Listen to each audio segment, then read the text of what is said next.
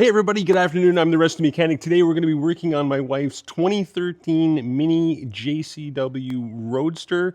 The battery has died on this thing over the off-season while it was stored away for the winter.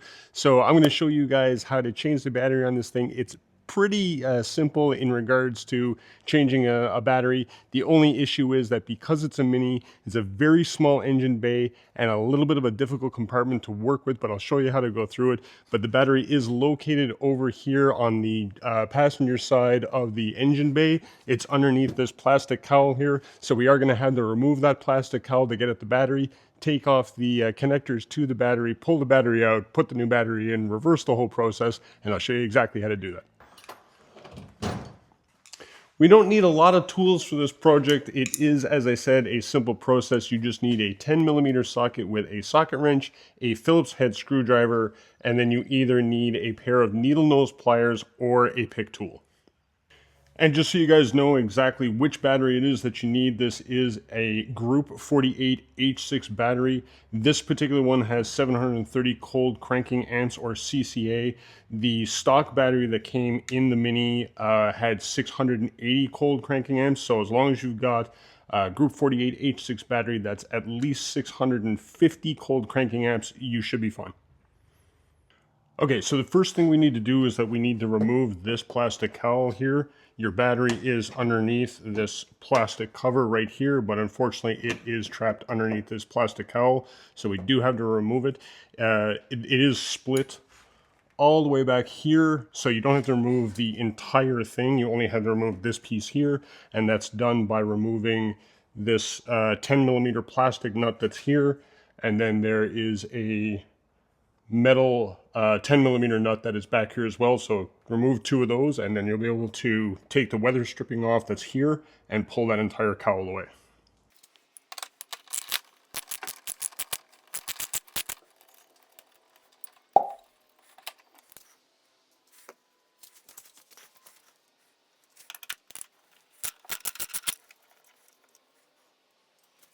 Okay, so next we just need to remove this weather stripping here. Not all the way, just enough to clear this cowl piece. So you're going to go about a third of the way, and it is just clipped on there, so it is easy to remove and pull back.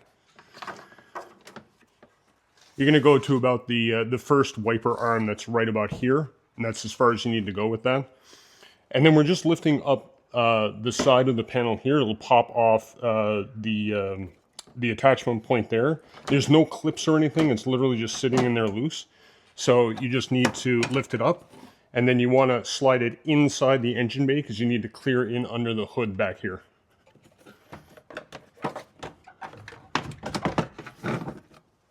If you find any resistance at all, it is going to be right here. This rubber weather stripping does get hooked in behind your fender here, so you just need to be careful as you're pulling it out. Okay, so next we want to go ahead and disconnect the battery. We've got two 10mm nuts that are holding the connectors onto the battery. This is your negative, this is your positive, and your positive is just underneath this plastic clip that has a clip on either side here that you just need to pry up. Mine's obviously a little worn out from use, but not a big deal. So you always want to disconnect your negative first and make sure that it is not touching anything metal to ground it out as you're doing the rest of the work on the battery. Obviously, once you get that post loose, it very easily just slides off the post of the battery itself. And then, like I said, we just want to make sure that we've got it out of the way so it doesn't accidentally touch anything as we're working on this battery. We'll go ahead and disconnect the positive now. Now, the thing is, once you have the positive disconnected, it doesn't matter because obviously there's no current running through these connectors anymore once they're both disconnected from the posts.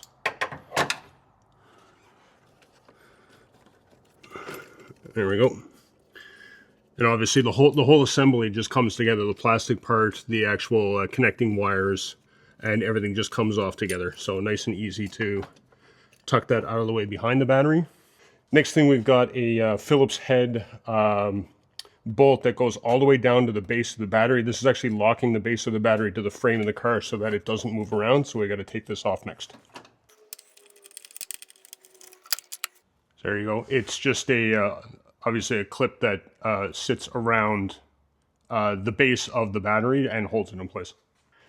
There is also a hose that's connected into the side of the battery. This helps to disperse any of the gases that come off the battery while it's charging and discharging, so it doesn't get into the cabin of the vehicle. So you have to disconnect this. It is just sitting in there, so it just slides right out.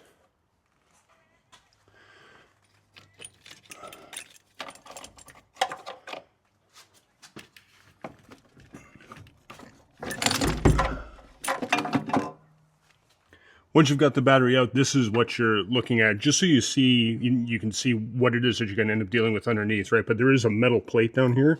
There's a backing plate that's here that the base of the battery sits against.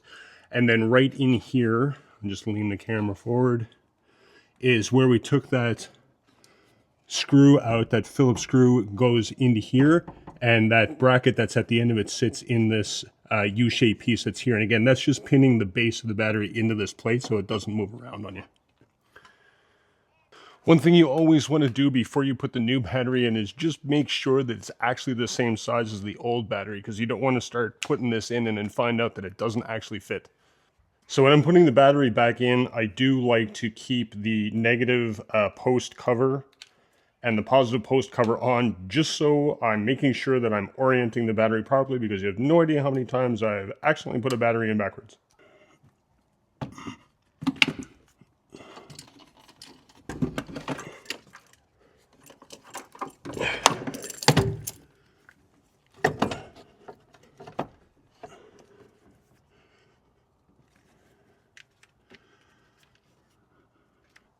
So once we've got the battery back in the tray, then obviously it's just a matter of reversing the entire process. We'll connect the hose first, then the positive connector, then the negative connector, and we'll clamp it down into the base, and then we'll put the cowl back on and we're good to go. Okay, so unfortunately, the aftermarket battery that I picked up has a smaller size hole than for the hose itself. So I'll do some work afterwards and I'll try to trim this down to see if I can get it into the hole. You really should have this connected. It is a safety thing. It's not the end of the world, and it will get you going if you can't get this back in the hole. So I'll deal with that later. Okay, so after poking around a little bit, I did determine that the hole here for the hose, which should be connected, there's actually like a wax or a soft plastic plug that's in here that has to be removed. Now I have a pick tool like this that I have that I'm going to use to pry this out. You can use anything to get in there. If you've got needle nose pliers to get in there and pry that out, but that does need to be removed.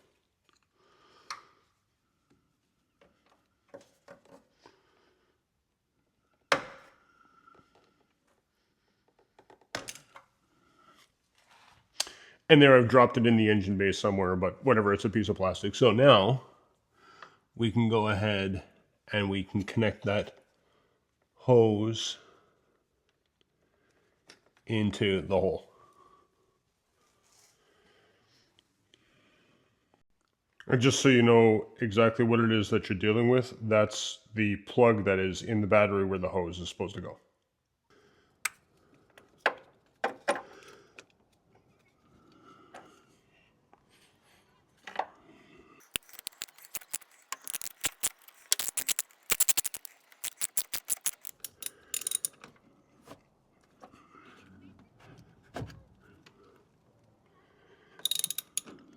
And you want to make sure that this is good and snug. A loose connected battery will not give you the right amount of power that you need.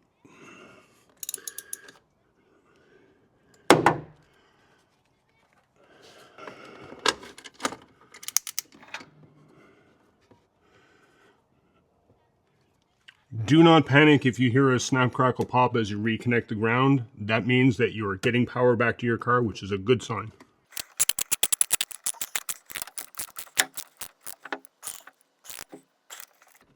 There we go, solid connection.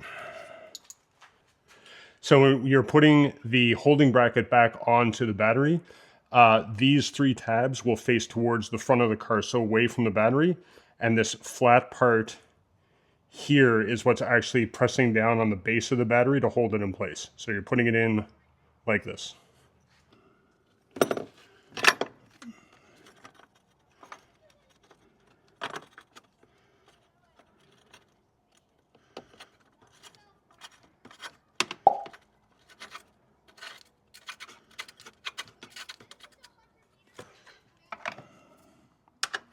Again, same thing with this. This doesn't need to be overly tight. It's just enough to hold the battery in place. So as soon as you start to feel any kind of tension, you can pretty much stop. There we go. So again, now we're just taking the cowl and we're putting it back in here again. No clips or anything. We just need to get it to sit on this piece of weather stripping here inside the track here. You don't need that. Inside the track here and underneath the car. And I'll show you how to get the weather stripping slid into the fender. I'll just change the angle in a second.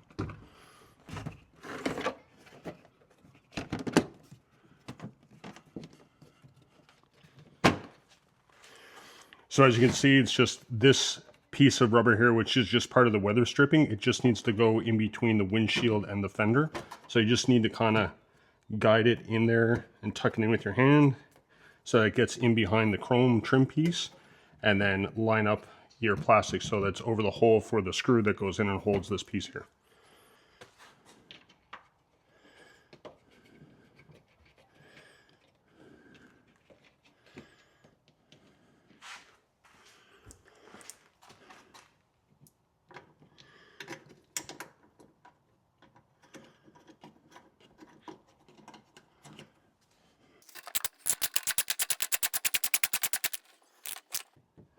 Again, nothing overly tight here, just hand tight for that. It is just a piece of plastic. And then of course the last step is we just need to get put the weather stripping back on. Again, it is just a V-shaped clip that literally fits along this track here. So you're just guiding it back onto this track very easily. Give it a good push down to make sure that it's sitting properly. I find the hardest part is always this little S piece here. It just kind of throws you off a little bit, but there it is. Simple as that. One quick tip though, typically you wouldn't put everything back together because you want to make sure that the car actually fires up, and the problem was actually the battery. You want to make sure that you don't have a loose connection or anything like that, and you end up putting everything back together and finding out something's wrong and it's not working. You got to take everything apart. So you want to jump in the car first, give it a shot, make sure she fires up right away, and then go ahead and put all this stuff back together. Okay, so now that we've got everything back together, let's go ahead and jump into Pepper here and make sure that she fires up properly.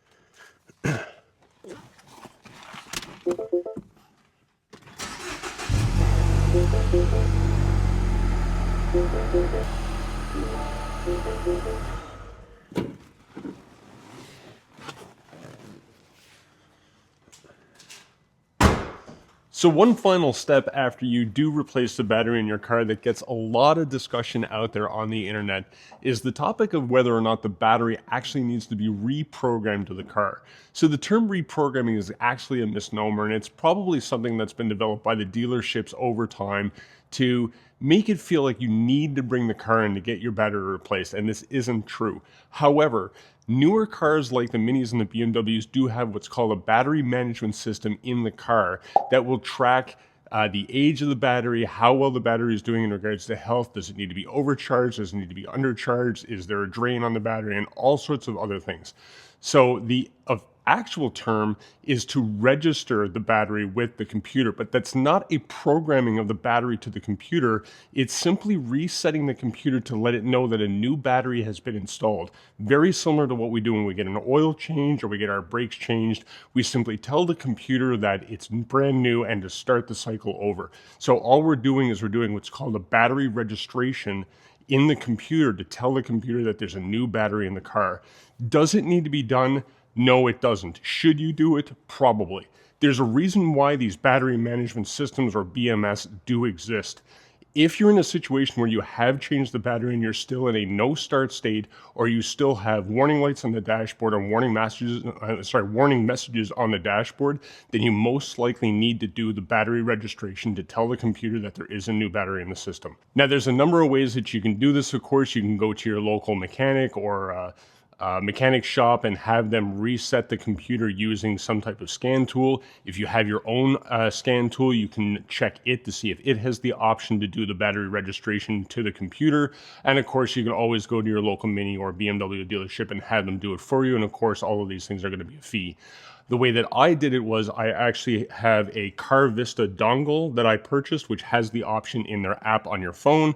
So the way these work is you simply plug this into your ODB2 port on your car, and then you fire up the app on your phone, find the option in the app to do battery registration, and you're set. I'll leave a link down below in the description for the Carista website where you can buy this dongle and you can download the app on your phone so that you can do this battery registration process yourself. Thanks for watching, everybody. I hope you found this somewhat helpful. It is a fairly simple repair you can do at home on your own. You just got to make sure that you get that right battery from your local parts supply store. I will leave in the description the type of battery that works with these cars. And again, these batteries and this process works for any Gen 2 Mini Cooper, not the Countryman and not the Clubman, but the Coopers. So you have your Coupe, you have your Roadster, you have your Convertible, you have your regular Cooper. So any of those cars, it is the exact same process and the exact same battery for this car.